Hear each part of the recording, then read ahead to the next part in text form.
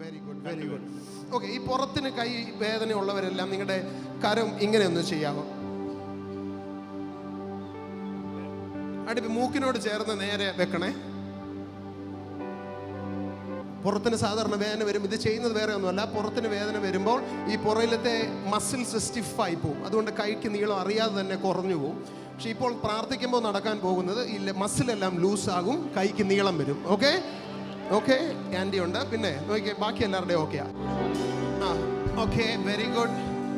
Okay, ഈ വ്യത്യാസം കണ്ടോ? ഈ വ്യത്യാസം ഇവിടെ കണ്ടോ? ഓക്കെ, നമുക്ക് ചേർന്ന് പ്രാർത്ഥിക്കാം. ഓക്കെ, നന്ദി യേശുവേ എന്ന് മാത്രം പറഞ്ഞാൽ ഒന്ന് പറയും. നന്ദി യേശുവേ,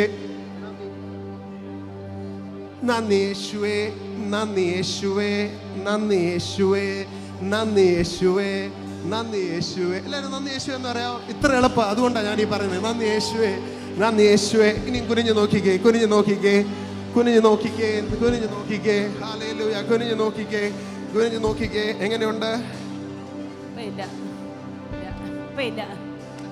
കൈ നീളമൊക്കെ വെച്ചോ നോക്കിയേ. അതുണ്ടോ? ആ, കൈയൊക്കെ നീളമൊക്കെ വന്നു. Very good, very good, very good. കുനിഞ്ഞു നോക്കിക്കേ.